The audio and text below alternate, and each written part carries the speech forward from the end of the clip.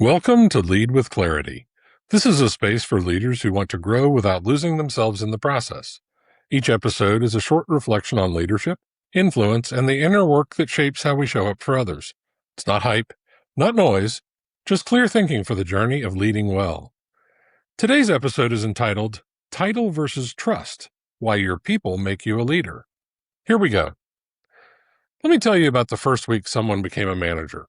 Not a famous executive, just someone, maybe someone like you, who got the new title, the new org chart box, the new direct reports. And within days, they realized something uncomfortable. The title had not actually changed anything. People were polite. People said yes in meetings, but nobody was bringing them the real problems yet.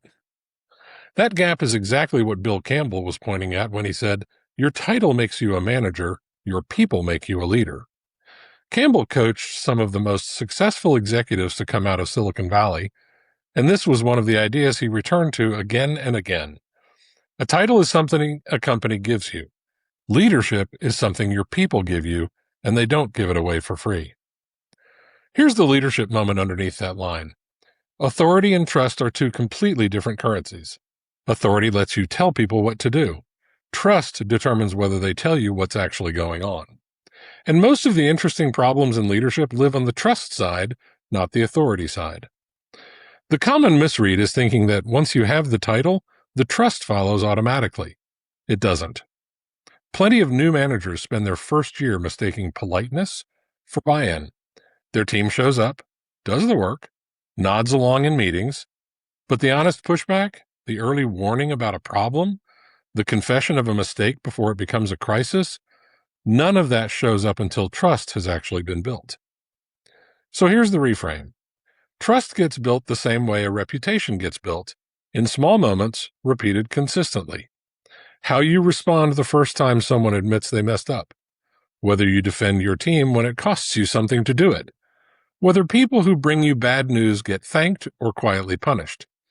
Those moments are unglamorous, and they're also the entire job. And here's where it's worth pausing on something contemporary.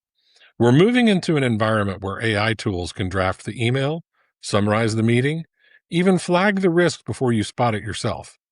That's genuinely useful. But notice what it cannot do. It cannot sit across from someone and make them feel safe enough to tell you the truth. It cannot earn a room's trust on your behalf. As more of the mechanical work gets automated, the leadership work, the part that actually requires you, gets more concentrated, not less. The tools get smarter. Judgment stays entirely yours. There's a practical side to this too. Trust shows up in specific, repeatable behaviors, not vague good intentions. Leaders who build it tend to do a few things consistently. They ask their team what they could stop doing that would make the work easier, and then they actually stop doing it. They resist the urge to jump in and solve every problem the moment it lands on their desk, and instead ask what's already been tried.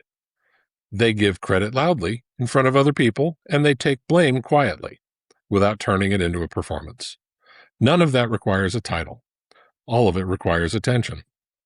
So here's a carry-forward thought. If you got a promotion recently, congratulations. And also, don't confuse the new title with the job being done. The title is the starting gun.